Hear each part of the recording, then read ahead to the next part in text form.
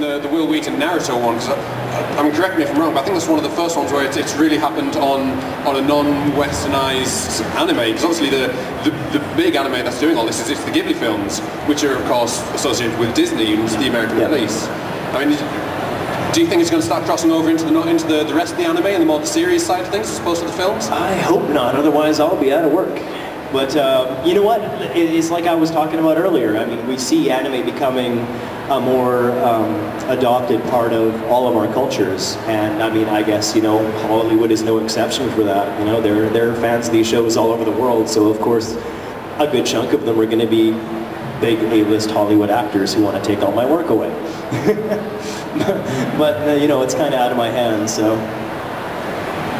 What is your current relationship status? My current relationship status? Wow, we're getting personal in here.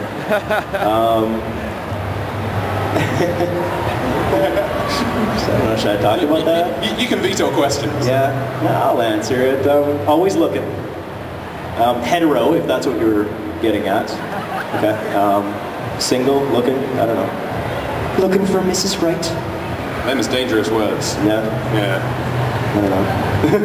Yeah, sorry, no comments. That's what I would say, no comments. But thanks for your question. Let's move along. Going back to the live action and Dragon Ball Z, would that be something you'd like to do? You know what?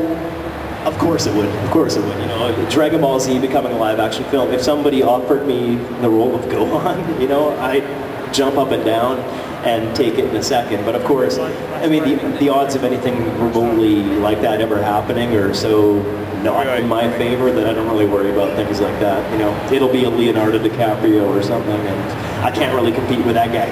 There's been a lot of rumors flying around about the Dragon Ball live action for a good long while, hasn't there? I know, I've heard about that forever. I mean, the same thing when Transformers came out. I mean, I was hearing about that for ages. But Dragon Ball Z, like, I still don't know what's happening with that. I think the last I heard there was the idea of James Marsden, Spike from Buffy, playing Vegeta, I think it was. Oh, really? Yeah. Interesting. Which, but you know, when they were casting, like even Spider-Man, I mean, people were freaking out when they heard who was going to play Peter Parker, and I thought he did a fine job. So you never know, right? You never know.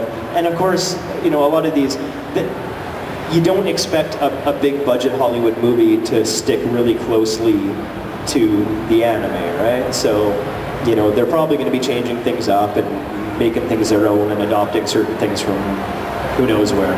So, I don't know. We'll see. We'll see. I hope it's good. I don't know. I'll be skeptical going in, you know. You mentioned about the fans freaking out on the casting. I mean, obviously there must be a similar, I don't know, trepidation perhaps, where for incredibly popular series, stuff like Death Note, which was huge as a manga, well before it reached anime or film status. I mean, is that something that affects you? Yeah, it does, and I think more and more, you're as far as casting some of these anime shows, I mean, it makes a big difference when you have a series coming out that people have seen before, just in a different language. So when it comes to, you know, us to voice, there's a lot of input that comes from fans of these shows, and I think producers in particular are really starting to pay attention to that. So it's kind of funny sometimes. You'll find out that a certain series has been optioned by whatever studio, and then you see these dream casts pop up that, you know, people have submitted, and it's amazing when they'll pick, you know, Scott McNeil or somebody like that. So there's a Vancouver voice actor, and then they also want Vic Mignogna, okay, so that's in Texas, and they want Johnny Bosch Young, who is in LA. So they want people from all over, you know, the world to get cast. And I mean, it would be so great. The technology is there, but I think the preparation would just be way too intense to actually coordinate something like that. But it would be really nice to have a series where you have actors, you know, getting cast not because of geographic location where they live, but because of, you know, well, you know, fan input would be awesome, you know. But that being said, I only agree with that if my name's somewhere on that list, because I want to keep working too. Throw me a bone. Okay, questions? Oh, this gentleman down here has been waiting. Go get his attention here, I think. How do you, you know, when you look at an actor, or a voice actor in your case, how can you, you know, how do you see a really good actor? How do you know that this guy or girl has that magic, that sort of, you know, that factor that makes you think, wow, this guy's amazing. And you know, how do you see, or other people that are recruiting voice actors or actors rather, you know, see what is that little something? I think that's obviously a better question for like casting directors and, you know, directors of shows and things like that. But it's one thing, being a voice actor, I don't think you can look at them and get any of that. You have to basically hear what they can do. And I'm lucky enough that being in Vancouver and having, you know, a pretty big body of work, a lot of the directors in town do know, you know, kind of my range and what I'm capable of. It does, sometimes it can pigeonhole you a little bit because they won't even think about you for other characters because they've always seen you as these types of characters.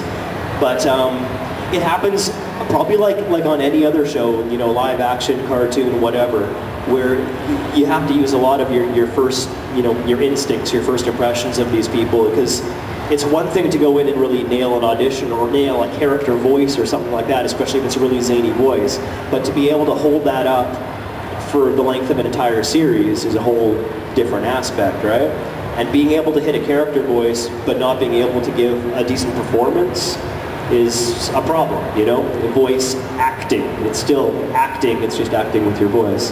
So I mean, it does happen in some series where they'll cast, you know, they'll cast one actor and they'll get a few episodes in and they'll realize, you know, they could be a phenomenal voice actor, you know, but they'll just realize it's not really the direction that they had intended to go, or they've changed their mind or whatever, so then they recast, which does happen.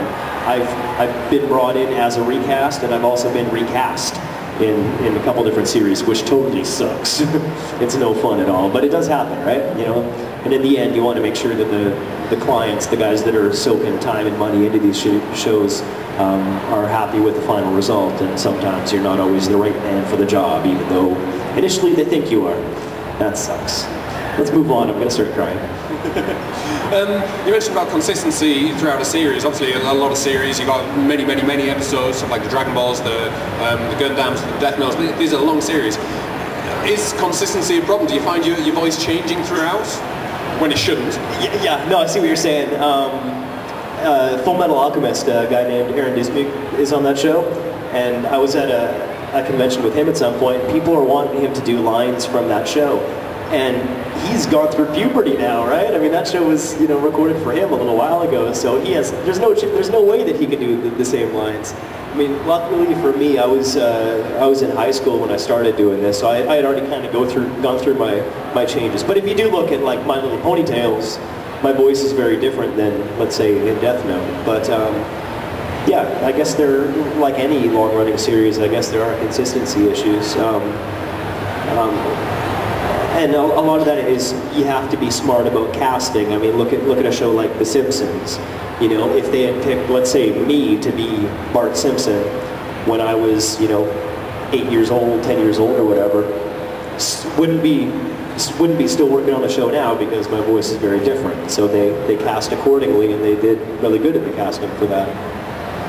Was that actually answering your question?